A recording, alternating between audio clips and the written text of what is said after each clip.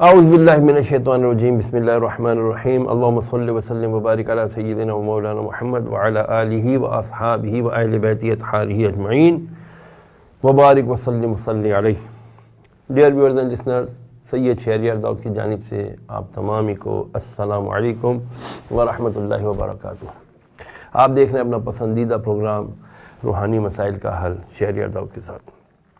Viewers and listeners, کل ہم نے گزشتہ کل الحمدللہ اہل بیت اطہار کے اوپر آیت مودت کی تلاوت کے ساتھ، اس کے ترجمے کے ساتھ اس کو ہم نے کچھ تشریح کرنے کی کوشش کی تھی، تاکہ ہمارے یوتھ کو، مسلمانوں کو، ہر عمر، ہر طبقہ فکر سے تعلق رکھنے والے انسانوں کو، مسلمانوں کو پتہ چلے کہ ہم جس نبی کریم رؤوف الرحیم علیہ الصلاۃ والتسلیم کے امتی ہیں، تو انہوں نے کس طرح سے ہمیں بیان فرمایا قرآن مجید کی زبان میں کہ میں تم سے کوئی صلہ نہیں مانگتا اپنی خدمتوں کا، صرف اتنا کہ تم جو میرے قرابت دار ہیں، جو میرے اہل بیت ہیں، میرے قریبی، میرے رشتہ دار ہیں، تم ان سے مودت رکھو۔ تو کل اس پر الحمدللہ ہمارے ساتھ شامل گفتگو تھے ہمارے بہت ہی پیارے بہترین ریسرچر، محقق دانیال ارشد مخدوم صاحب۔ میں آپ کو آج پھر ان سے ملاقات کروا رہا ہوں۔ دانیال صاحب، السلام علیکم ورحمۃ اللہ وبرکاتہ۔ وعلیکم السلام ورحمۃ اللہ وبرکاتہ۔ کیسی طبیعت ہے؟ کیسے مزاج ہیں شاہ صاحب؟ الحمدللہ علی کل حال۔ اچھا، میں بنا وقت ضائع کیے چاہوں گا کہ کل جو آپ نے ایک سیکوینس بنایا تھی، ایک سلسلہ جوڑا تھا، آج اسی سلسلے کو وہیں سے آپ شامل گفتگو کیجئے، تاکہ ہمیں پتہ چل سکے کہ ہم جو آج اہل بیت اطہار سے جو دور ہو گئے ہیں، تو اس سے ہماری زندگیوں میں، ہمارے کرداروں میں اور ہماری روحانیت میں کتنا نقصان ہوا ہے۔ ارشاد فرمائیے گا۔ بسم اللہ الرحمن الرحیم۔ جزاکم اللہ خیرہ شاہ صاحب۔ کل ہمارا سلسلہ گفتگو جو منقطع ہوا تھا وہ اس بات پر ہوا تھا کہ میں یہ عرض کرنے کی کوشش کر رہا تھا کہ میرا حاصل مطالعہ اور حاصل مشاہدہ یہ ہے کہ اہل بیت علیہ السلام کے ساتھ یہ خاص قسم کی دوری رکھنا یا ان کو اگنور کرنا یہ آج کا مسئلہ نہیں ہے، یہ آج کے نوجوان نسل کا کوئی نیا پرابلم نہیں ہے، یہ صدیوں سے ہوتا ہوا آیا ہے۔ اور اسی ضمن میں نے تھوڑی سی روشنی ڈالی تھی کہ خود مولا علی علیہ السلام وکرم اللہ وجہہ الکریم، آپ خود فرماتے ہیں کہ ہم وہ ہیں جن سے حسد کیا گیا، تو وہ حسد کا شکار رہے ہیں کیونکہ گونا گون فضیلتوں کے حامل تھے، بے شمار ان کے فضائل بیان ہوئے ہیں۔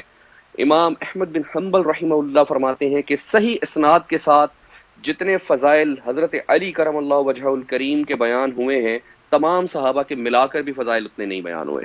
یعنی یہ کس قدر بڑی بات، اور امام احمد بن حنبل رحمہ اللہ کا یہ قول ہے۔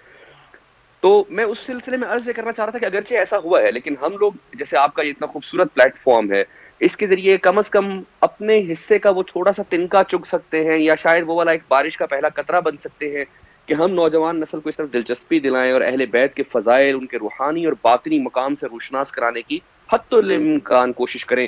ظاہر ہے کہ طائر پرواز خیالات ان کے مقامات تک پہنچ تو نہیں سکتا، نہ ہماری بساط ہے کہ ہم ان کا پورا ادراک کر سکیں، لیکن جتنی اللہ نے ہمیں فہم دی ہے اس کے مطابق ہمیں بیان کرنا چاہیے۔ تو اگر آپ اجازت عطا فرمائیں تو انشاءاللہ میں اسی سلسلے کو لے کے چلتا ہوں۔ جی شاہ صاحب، آپ واقف ہیں قرآن پاک میں آیہ تطہیر ایک بہت مشہور آیہ کریمہ ہے، اور میں اس کی بھی تلاوت کا شرف بھی حاصل کروں گا۔ بسم اللہ الرحمن الرحیم۔ انما یرید اللہ لیذھب عنکم الرجس اہل البیت ویطہرکم تطہیرا۔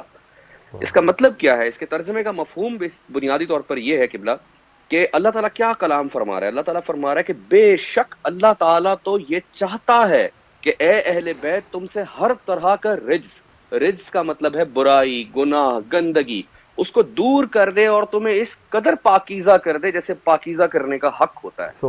یعنی میں نے تھوڑا سا تفسیری ترجمہ کیا ہے اس کا، ٹھیک ہے؟ تو اب اس کو اگر ہم مد نظر رکھیں، ایک منٹ کے لیے ہمارے مائنڈ سیٹ میں یہ آیہ کریمہ رہنی چاہیے، اور اس کے ساتھ ہم چلتے ہیں صحیح مسلم کی اس حدیث کی طرف جو حضرت سیدنا زید بن ارقم رضی اللہ تعالی عنہ سے مروی ہے، اور اس حدیث کو بھی میں مفہوماً بیان کروں گا کہ پوری مجھے حفظ تو نہیں ہے، کہ جس میں یہ ہے کہ نبی کریم صلی اللہ تعالی علیہ وآلہ وسلم نے ارشاد فرمایا کہ لوگوں جان لو میں بھی تم لوگوں کے درمیان ایک بشر موجود ہوں، ایک انسان ہوں، اور ہو سکتا ہے کہ ان قریب فرشتہ اجل میرے لیے بھی پیغام لے آئے کہ میں اپنے خالق اعلیٰ سے ملنے کے لیے جاؤں۔ تو میں تم میں اپنے بعد دو چیزیں چھوڑ کر جا رہا ہوں، اگر تم ان کو تھام کر رکھو گے تو کبھی بھی گمراہ نہیں ہوگے. بہت خوب. اور اس کے لیے ورڈ آپ نے یوز کیا ثقلین، کہ میں تم میں انی تارک فیکم الثقلین، کہ میں تم میں دو چیزیں چھوڑ کر جا رہا ہوں. ثقلین کا مطلب ہے دو بھاری چیزیں، ویٹڈ چیزیں. تو نبی کریم صلی اللہ تعالیٰ علیہ وآلہ وسلم نے اس پہ پہلی چیز کا ذکر فرمایا کہ کتاب اللہ، قرآن مجید، قرآن پاک، اور اس کے بارے میں کافی دیر تک گفتگو فرمائی. پھر وہی زید بن ارقم آگے راوی ہیں کہ اس کے بعد آپ نے فرمایا وَعِطْرَتِي اہل بیتی، اور میری عطرت اہل بیت میں تم میں چھوڑ کر جا رہا ہوں. اور پھر 3 بار فرمایا کہ میری عطرت اہل بیت کے بارے میں خدا سے ڈرنا، میری عطرت اہل بیت کے بارے میں خدا سے ڈرنا، اور اس کے بارے میں خدا سے ڈرنا. اس کو ہم ایک طریقے سے ہمارے آقا و مولا سید محمد مصطفیٰ صلی اللہ تعالیٰ علیہ وآلہ وسلم کی ہم امتیوں کے حق میں ایک وصیت بھی سمجھ سکتے ہیں، کیونکہ یہ آپ کے خطبہ حجت الوداع کے واپسی پہ غدیر خم کے مقام پر بیان کردہ خطبے کا ایک حصہ ہے. اب اس ضمن میں شاہ صاحب میں یہ عرض کرنا چاہ رہا تھا کہ یہ جو اہل بیت لفظ یوز ہو رہا ہے، اس سے مراد کون لوگ ہیں آخر؟ بہت اچھا. اگر ہم اس آیہ تطہیر کو دیکھیں جی، تو آیہ تطہیر کا جب نزول ہوا تو اس کے بعد نبی کریم صلی اللہ تعالیٰ علیہ وآلہ وسلم کا 9 مہینے تک یہ کتب میں باقاعدہ درج ہے کہ یہ معمول رہا کہ آپ روزانہ صبح کو حضرت سیدہ فاطمہ الزہرا سلام اللہ علیہا کے دروازے پر، جن کا صحن مسجد نبوی شریف تھا، اس پر جا کر اس طرح سے سلام کرتے تھے، السلام علیکم یا اہل بیت، السلام علیکم یا اہل البیت. یعنی آپ نے اس کو اس قدر مستقل معمول بنایا کہ امت میں کسی کو کنفیوژن نہ رہے کہ میری اہل بیت کون ہے. اور اسی آیہ کریمہ کے بعد جو واقعہ ہے جس کے اندر، جس کو ہم حدیث قصہ بھی کہتے ہیں، کہ نبی کریم حضرت سیدہ ام سلمہ ام المؤمنین رضی اللہ تعالی عنہا وسلام علیہا، ان سے روایت ہے کہ وہ فرماتی ہیں کہ نبی کریم صلی اللہ تعالیٰ علیہ وآلہ وسلم ایک دفعہ گھر میں تشریف لائے تو آپ نے اپنی کالی کملی میں حضرت مولا علی کو لے لیا، سیدہ فاطمہ الزہرا کو لے لیا، امام حسن اور حسین کو لے لیا. میں آگے بڑھ کر آنا چاہی تو آپ نے فرمایا نہیں، تم خیر پر ہو، لیکن اس چادر کے نیچے جو ہے نا وہ یہ میرے یہی خاص ہے. اور اس کے بعد ہاتھ بلند کر کے 3 مرتبہ فرمایا اللہم ہؤلاء اہل البیت، اے اللہ یہ میرے اہل بیت ہے. 3 بار فرمایا یہ میرے اہل بیت ہے. تو یہ اہل بیت جن کا اس قدر عظیم الشان رتبہ ہے، ان کے اگر مراتب پوچھنے ہوں شاہ صاحب تو وہ صوفیاء اور عرفاء سے پوچھنے چاہیے. حضرت قاضی ثناء اللہ پانی پتی رحمۃ اللہ تعالیٰ علیہ اپنی مشہور عالم تفسیر مظہری کے اندر لکھتے ہیں، اور اس میں حدیث ثقلین اور دیگر اسی قسم کے اہم مضامین لکھ کے، اہل بیت کے فضائل لکھ کے اس کے بعد بیان کرتے ہیں.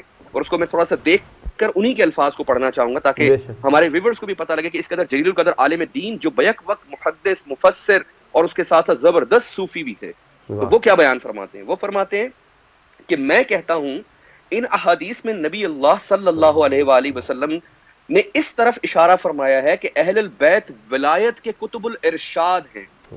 پہلے کتب الارشاد حضرت علی المرتضیٰ ہیں، اور ان کے بعد پورے وہ مشہور ائمہ اہل بیت جن کو 12 امام کے نام سے بھی جانا جاتا ہے، جن کے میں نام اگر حصول برکت کے لیے تیزی سے لیتا ہوا چلا جاؤں گا کہ حضرت علی المرتضیٰ، امام حسن، امام حسین، امام زین العابدین، امام محمد باقر، امام جعفر الصادق، امام موسیٰ کاظم، امام علی الرضا، امام محمد تقی الجواد، امام علی نقی الہادی، امام حسن عسکری، اور ہمارے امام مہدی علیہ السلام.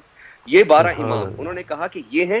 حسن عسکری تک یہ سب کتب الارشاد ہوئے. اس کے بعد سید غوث اعظم عبد القادر جیلانی جو خود حسنی حسینی شہزادے ہیں، اہل بیت کی بہت بلند پایہ ایک ہستی ہیں، اس کے بعد انہوں نے کہا کہ اب وہ کتب الارشاد ہیں. اور اس کے بعد آخری زمانے میں امام مہدی علیہ السلام کتب الارشاد ہوں گے. اور پھر فرماتے ہیں اگلی جو لائن ہے وہ بڑی امپورٹنٹ ہے، ایک بس یہ کر کے میں اس کے بعد آپ کی جانب جاؤں گا. فرماتے ہیں اگلوں اور پچھلوں میں سے کوئی بھی ایسا ولی نہیں ہے جو مقام ولایت تک ان کے توسط کے بغیر پہنچا ہو. اور پھر فرماتے ہیں کہ اور مجدد الفسانی رحمہ اللہ تعالی علیہ نے بھی ایسا ہی کہا ہے. سبحان اللہ. یہاں میں آپ کو روکوں گا کیونکہ مجھے آ رہا ہے بریک کی طرف جانے کا اشارہ.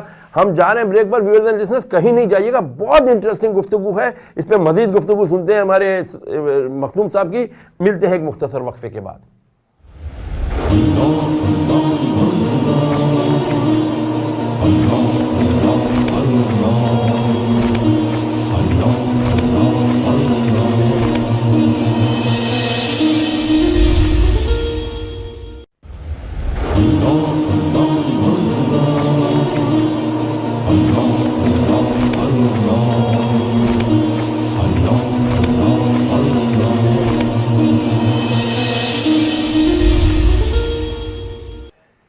بسم اللہ الرحمن الرحیم. Welcome back dear viewers and listeners. الحمدللہ میرا تو دل کر رہا تھا کہ بس مخدوم بولتے جائیں اور اہل بیت اطہار کے فضائل سنتے جائیں. میں بیچ میں مخل نہیں ہو رہا, میں بیچ میں نہیں آ رہا. مخدوم ذرا کنٹینیو کیجئے گا. سبحان اللہ. غوث العظم دستگیر تک آپ آئے تھے. جی السلام علیکم ورحمۃ اللہ. اچھا قبلہ, میں عرض کر رہا تھا ابھی بریک پر جانے سے پہلے, قاضی ثناء اللہ پانی پتی کا وہ کلام تھا کہ انہوں نے فرمایا کہ جو باطنی خلافت ہے, یعنی نبی کریم صلی اللہ تعالی علیہ وآلہ وسلم کے روحانی وارث اور نائب, وہ یہ مقدس ہستیاں ہیں. ان کے اس قدر بلند مقام کو بیان فرمانے کے پیچھے جو منطق ہے, یا سمجھیے جو راز اور اسرار ہے, اور جس کو صاحب اسرار حضرات نے ہی ہمیں بتایا ہے, جو خود عرفاء ہیں, خود بڑی بڑی ہستیاں ہیں, انہوں نے یہ بیان فرمایا کہ حضرت مولا علی سے لے کے امام حسن عسکری تک یہ سب حضرات قطب الارشاد ہوئے. اس کے بعد انہوں نے کہا ہمارے وقت کے قطب الارشاد غوث اعظم سید عبد القادر جیلانی رحمہ اللہ علیہ ہیں. تو وہ خود بھی حسنی حسینی سید ہیں, اسی خاندان نجابت کے فرد, ایک زبردست فرد ہیں. ان کے بعد فرماتے ہیں کہ آگے اگلے زمانے میں امام مہدی علیہ السلام جو ہوں گے وہ قطب الارشاد ہوں گے. اور پھر فرماتے ہیں کہ اگلی اور پچھلی امتوں میں کوئی ایسا ولی نہیں ہے جن کو ولایت ان ہستیوں کے توسط کے بغیر ملی ہو. بہت خوب, کیا بات کی, یہ دوبارہ ارشاد فرمائیے گا. جی جی, اس میں ایک لطیف نقطہ یہ کہ انہوں نے ایک تو یہ حوالہ دیا کہ حضرت مجدد الفسانی نے بھی ایسا ہی فرمایا, اور بعد میں اگر جائیں تو قاضی ثناء اللہ پانی پتی کے بعد آگے بھی اگر جائیں اور پیچھے دیکھیں تو ملا علی قاری نے ایسا ہی فرمایا, امام رازی نے تفسیر کبیر میں ایسا ہی فرمایا, امام آلوسی نے روح المعانی میں ایسا ہی فرمایا. ہم اپنے 100 سال پیچھے جائیں تو مولانا احمد رضا خان صاحب بریلوی رحمہ اللہ نے فتاوی رضویہ میں ایسا ہی فرمایا. آپ نام لیتے جائیں, جتنے علماء اہل سنت ہیں, یا جتنے عرفاء اہل سنت ہیں, یا جتنے صوفیاء کرام ہیں, انہوں نے یہی مطالب اپنی کتابوں میں بتائے. امام عبد الوہاب الشعرانی نے اپنی مشہور کتاب الجواقیت والجواہر میں یہی نقطہ فرمایا. شیخ اکبر محی الدین ابن عربی رحمہ اللہ علیہ جیسی جلیل القدر شخصیت, انہوں نے فتوحات مکیہ میں جو کچھ فرمایا ہے اہل بیت کے بارے میں, وہ مجھے لگتا ہے کہ ہماری عوام شاید سننے کی بھی متحمل نہ ہو, جو فضائل اور شان انہوں نے ان کے بیان فرمائے. تو یہ تو قبلہ ایک ایسی ہستیاں ہیں کہ اگلی امتیں ہوں یا ہماری امت ہو, تمام اولیاء انہی کے در سے ہیں, روحانیت انہی کے در کا فیض ہے. ان کی دیکھیے تو یہ وہ ہیں جو تطہیر پہ فائز ہیں, تو یہی تو پاک کرتے ہیں. آپ دیکھیں ہم یہاں پر روحانیت کو کس طرح سے ان سے حاصل کر سکتے ہیں, سوری ٹو انٹرپٹ, لیکن ہم اس کو روحانی معاملات میں کس طرح ان سے ہم رہنمائی لے سکتے ہیں, یہ بھی ارشاد فرمائیے گا. جی بالکل بالکل بالکل, میں وہی عرض کرنے لگا ہوں. ایک چھوٹا سا صرف ایک لطیف نقطہ یہ عرض کر دوں کہ جتنے بڑے بڑے ائمہ مجتہدین ہیں, یعنی ائمہ فقہ ہیں, جیسے امام ابو حنیفہ, امام شافعی, یہ حضرات ائمہ اہل بیت کے شاگرد ہیں. پھر جتنے بڑے بڑے آپ کے صوفیاء کرام ہیں, حضرت باج حدید بستامی, حضرت معروف کرخی, یہ ائمہ اہل بیت کے در کے خادم ہیں, یہ وہاں سے فیض لیتے رہے ہیں. تو تصوف ہو, عرفان ہو, یا حدیث ہو, قرآن ہو, تفسیر ہو, یا سیر ہو, یا کوئی بھی موضوع ہو, اس پہ ہر طرف سکہ ان کا چلتا ہے اور حکومت ان کی ہے. اب ہم ان سے کیسے فیض لے سکتے ہیں؟ ہمارے ذمہ یہی ہے, اور جیسا کہ ہمارے پروگرام کی جو بیس لائن تھی وہ آیا مودت تھی, کہ وہ جو مودت ہے جو نبی کریم صلی اللہ تعالیٰ علیہ وآلہ وسلم فرما رہے ہیں کہ رکھو, مودت کہتے ہیں اس محبت کو جو شدت تک پہنچی ہو اور جس میں اتباع کا عنصر غالب ہو. یعنی ایسی محبت نہیں کہ میں یہاں بیٹھا خالی خالی دعوے کرتا رہوں, اس کے بعد میں ان کی اتباع کروں. ہمارے اگر کتب دیکھیں, آپ صاحب علم ہیں اور آپ بہت بہتر جانتے ہیں کہ کس قدر زبردست وظائف, کس قدر زبردست اعمال, کس قدر زبردست نوافل ان ائمہ اہل بیت, ان جلیل قدر ہستیوں سے منقوم ہیں. ہم ان پر عمل کریں, ہماری زندگیوں کے جو روحانی مسائل ہیں وہ حل ہو جائیں گے. بلکہ میں تو چاہوں گا کہ یہاں سے بات میری طرف سے ہٹ کر آپ کی طرف آئے, اور آپ کی بارگاہ میں یہ سوال کرتے ہیں کہ سب سے بڑی ایک بہت زبردست چیز, یعنی کہ میں اس کے بارے میں ایک واقعہ بتاتا ہوں. جب جنگ صفین ہو رہی تھی تو اس میں ایک رات ہے لیلۃ الحریر. یہ وہ رات تھی کہ جس میں وہ کہتے ہیں کہ صبح سے تلوار چلنا شروع ہوئی اور رات گزر گئی, تلوار چل رہی تھی. بھیانک ترین راتوں میں سے ایک رات تھی.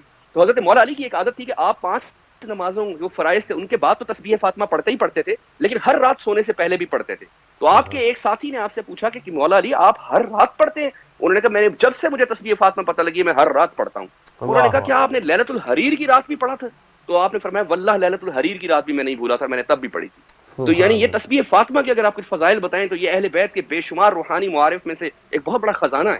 اللہ اکبر. بہت آج کی جو گفتگو آپ نے کی مخدوم, میں تو طبیعت میری ایسی سیر ہوئی ہے الحمدللہ, بلکہ اور بڑھ گئی ہے کہ مزید اس میں ابھی ہونا چاہیے. میں آپ کو ابھی جانے سے پہلے یہ بتا دوں ویورز اینڈ لسنرز, ہم اس سلسلے کو بھی یہاں ختم نہیں کریں گے, ہم اس کو مزید 2-3 پروگرام اور جاری رکھیں گے تاکہ ہمارے قلوب کو, ہمارے سینوں میں جو عشق رسول صلی اللہ تعالیٰ علیہ وسلم اور عشق اہل بیت اطہار جو بدقسمتی سے اس کے چراغ ٹمٹما رہا ہے, ختم ہو رہا ہے, ہم اس کو کسی طرح فروزہ کریں. جو اب یہ جو ہماری آپ نے ارشاد فرمایا مخدوم کہ یہ تسبیح فاطمی آقا علیہ الصلوۃ والسلام نے عطا کی سیدہ کائنات عابدہ زاہدہ طیبہ طاہرہ فاطمہ الزہرا رضی اللہ تعالیٰ عنہ کو، جب مولا علی مشکل کشا رضی اللہ عنہ نے آ کر ارشاد فرمایا کہ آج آپ کے بابا جان کے پاس کچھ کنیزیں آئی ہیں، تو آپ اتنی محنت کرتی ہو، جاؤ کچھ کنیز ایک آدھ کنیز اپنے لیے خدمت کے لیے مانگ لو۔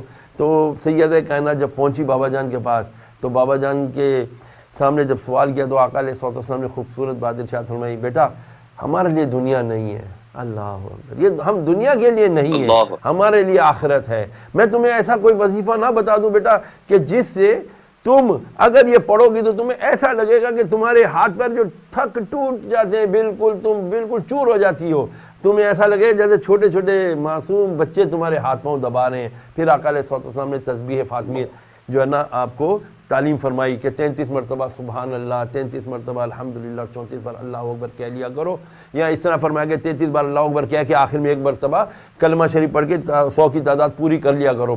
اتنی پیاری تسبیح اور اتنا پیارا یہ خزانہ ہمیں عطا کیا کہ مولا علی اس رات بھی نہیں بھولے کہ جو سب سے بھیانک رات تھی، تو ہمیں پتہ چل گیا کہ یہ خزانے، یہ وہ وظائف ہیں۔ ہمیں تو اکثر لوگ آپ لوگ سوال کرتے رہتے ہیں نا کہ جی ہم کیا کریں، کیا پڑھیں، کیا ہوگا۔ میں کہتا ہوں اللہ کی قسم، وحدہ لا شریک کی قسم جس کے قبضے گزر میں ہم سب کی جان ہے، اگر ہم یقین اور پکے کامل یقین کے ساتھ، ایمان کے ساتھ، صرف تسبیح فاطمی شوق کے ساتھ اہل بیت اطہار کی محبت کو مد نظر رکھتے ہوئے ہم اگر پڑھ لیں، آپ یقین جانیے واللہ ہمارے سارے مسائل حل ہو جائیں گے۔ بات ہے ساری محبت کی۔ مخدوم نے جیسے عرض کی، کیونکہ ہمارے پاس آج وقت ہو گیا ختم، میں صرف اتنا چاہوں گا کہ آپ لوگ ہمیں اپنی دعاؤں میں یاد رکھیں۔ مخدوم صاحب سے میں انتہائی مشکور ہوں، فیض ٹی وی پورے نیٹ ورک کی طرف سے، کہ الحمدللہ میں بہت ہی محبت سے انہوں نے بڑی تحقیقی اور علمی باتیں بتائی ہیں۔ آئندہ بدھ کو انشاءاللہ العزیز اور پھر اس کے بعد جمعرات کو آپ نے ہمارے پروگرام مس نہیں کرنے، ہم اسی سلسلے کو انشاءاللہ جاری رکھیں گے۔ مقصد صرف یہ ہے کہ ہماری پیاسی روحیں کسی طرح اللہ اس کے رسول کی طرف جڑ جائیں، ہم کسی طرح اللہ سے جڑ جائیں، ادھر ادھر بھاگنے کے بجائے صرف اللہ عز و جل اس کے پیارے حبیب علیہ السلام کے دامن سے ہم جڑ گئے، ہمارے ایمان پختہ ہو گئے، ایمان سلامت قبر میں لے گئے۔ خدا کی قسم یہی ہماری کامیابی ہے۔ میں آپ سے اجازت چاہوں گا اس یقین اور اس امید کے ساتھ کہ آپ اپنا بہت خیال رکھیں گے اور ہمیں اپنی دعاؤں میں یاد رکھیں گے۔ اجازت دیجیے، السلام علیکم ورحمۃ اللہ وبرکاتہ۔